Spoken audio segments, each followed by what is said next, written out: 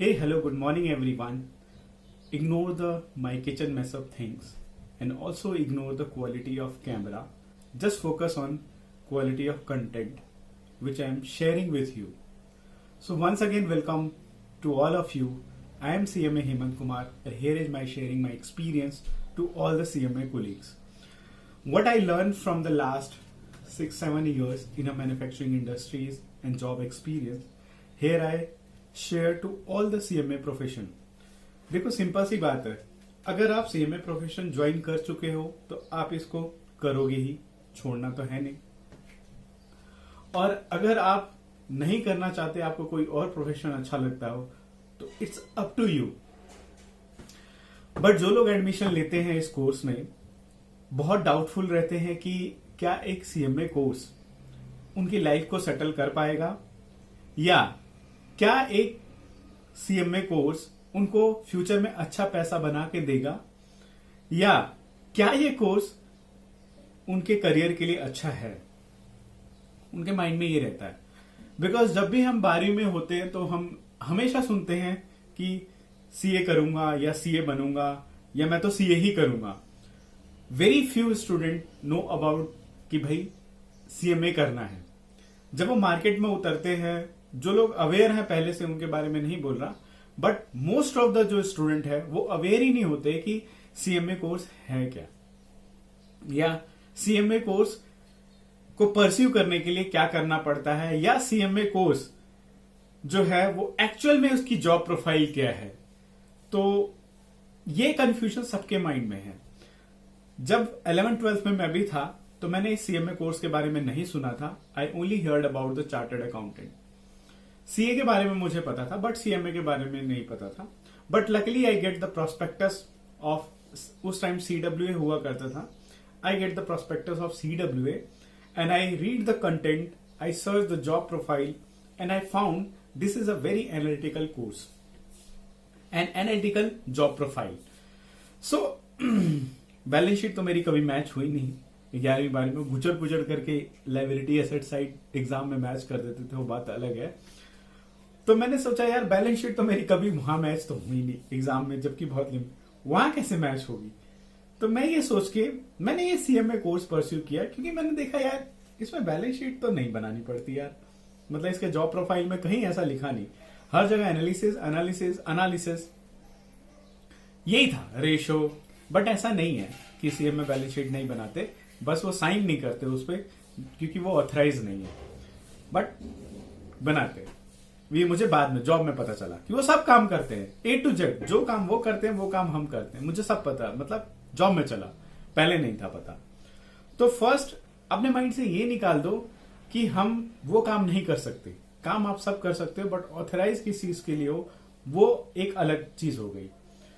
तो ये मेरे माइंड में भी था. अब देखो, जब भी ये कोर्स प्रोफेशनल कोर्स, कोई भी कोर्स प्रोफेशनल कोर्स परस्यू करना, तो एक चीज माइंड में बिठा के रखना कि आप फेल नहीं होते.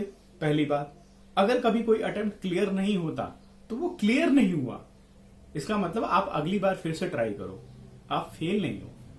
ठीक है. दूसरी बात कि प्रोफेशनल कोर्स को ज्वाइन करने से पहले आपको ये बात अपने माइंडसेट में रख लेनी है कि इसमें जो अप एंड डाउन होता है, ग्रुप का फेल होना, पास होना, और कभी कोई दोस्त तुम्हारा पहले पास हो रहा है, तुम बाद में पास हो रहे हो, कोई दोस्त का पहले एग्जाम क्लियर हो रहा है, आपका पीछे हो रहा है अटेम्प्ट में, तो ये माइंडसेट बना के चलना, ये होता रहता है. क्या हुआ जो तुमसे पहले वो बन गया, बाद में तुम भी बन जाओगे. अरे बन जाओगे तो ये थोड़ी लिखा होगा कि आपने बाद में किया या उसने पहले कर लिया. ऑल आर चार्टर्ड अकाउंटेंट जो भी पास हुए, ऑल आर कॉस्ट अकाउंटेंट जो भी पास हुए, ऑल आर कंपनी सेक्रेटरी, उस पर ये थोड़ी लिखा है कि पहले हो गया, ये बाद में हुआ है. नहीं ना. तो ये चीज, इसका कहीं भी कोई इंपैक्ट नहीं पड़ता. Many CMAs are very successful, many CMAs are still बहुत अभी भी अनसक्सेसफुल है, सेटिस्फाइड नहीं है वो अपने जॉब से, अपने जॉब प्रोफाइल से, करियर से. सो ऐसा है.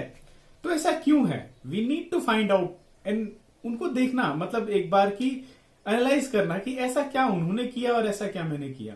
आपको कभी कभार ऐसा भी मिला होगा कि आपने बहुत मेहनत करी, लेकिन अगले का लक इतना अच्छा था कि वो आपसे बहुत अच्छी जगह चला गया। ये भी होगा।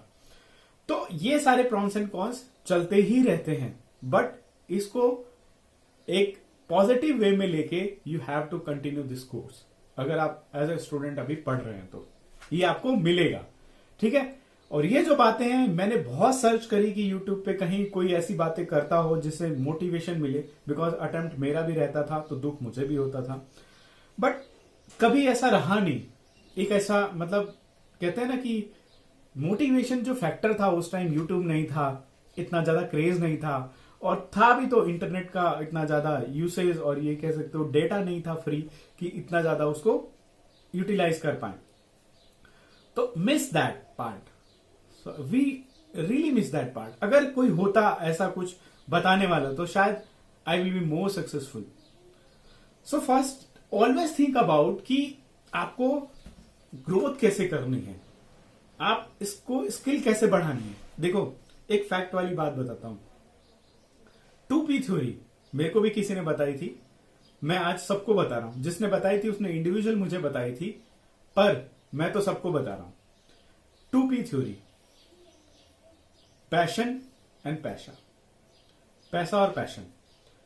अगर आपके पास बहुत सारा पैसा है, you have lot of money, but you don't have passion to do anything, कुछ भी कह लो, गिटार बजाना है ना, घूमना, ट्रैवलिंग, पढ़ना, पैसे कमाना, एनी काइंड ऑफ पैशन जिसको आप बहुत मतलब दिल से फॉलो करते हैं, जिसके लिए थोड़ा टाइम निकालते हो, है ना। तो आपके पास पैसा है but you don't have passion, तो आप लाइफ में कुछ नहीं कर रहे। ओके, अगर आपके पास पैसा नहीं है और पैशन है तो आप अपनी लाइफ में बहुत कुछ कर रहे हो, आप बहुत अच्छी जिंदगी जी रहे हो। तो पैसा और पैशन। उसी तरह अगर आप एक स्टूडेंट हो, प्रोफेशनल कोर्स कर रहे हो, तो आप में एक जुनून होना चाहिए कि मेरे को ये कोर्स एज सुन एज और बहुत अच्छे यानी ग्रेड से, या ये कह लो कि मुझे बहुत कम अटेम्प्ट में ये कोर्स क्लियर करना है। एक चीज फैक्ट वाली बात बताता हूं, सब कुछ लिमिटेड है इस कोर्स में, नथिंग इज अनलिमिटेड।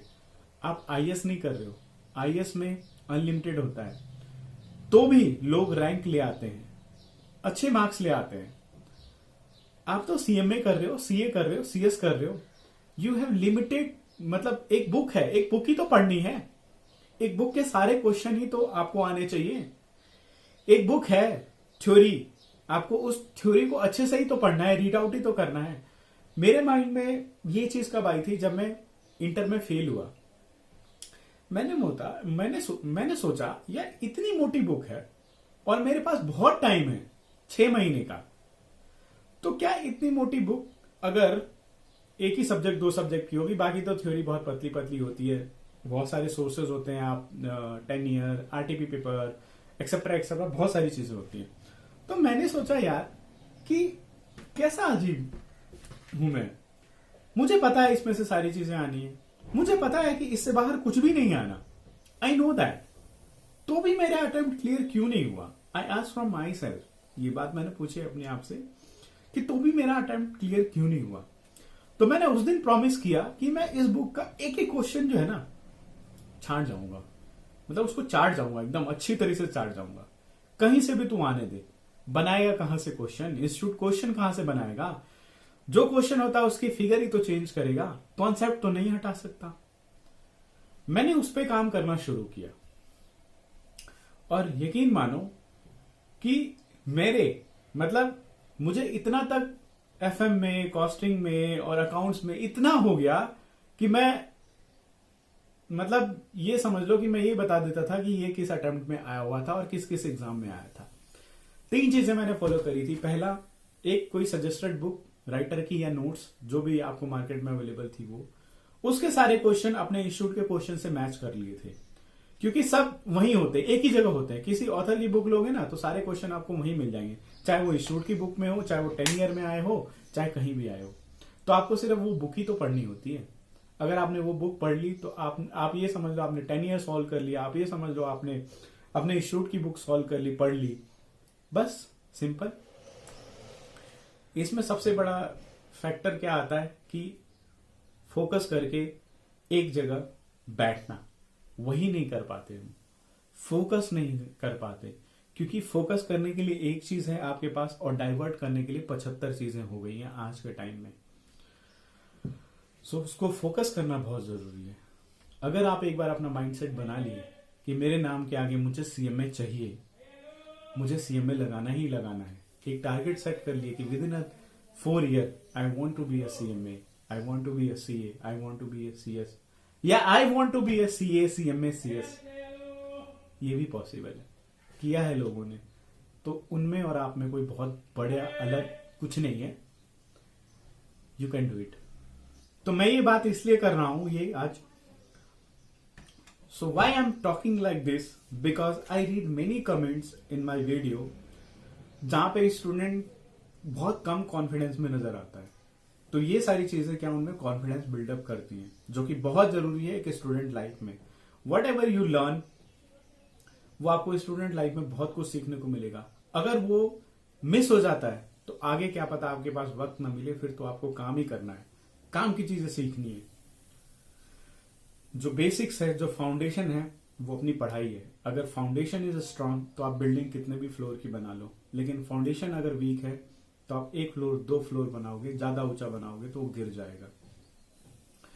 सो यार, थैंक यू सो मच। अगर मेरी लाइनें अच्छी लगी हो तो प्लीज लाइक, शेयर और subscribe to all my professional colleague. Thank you so much.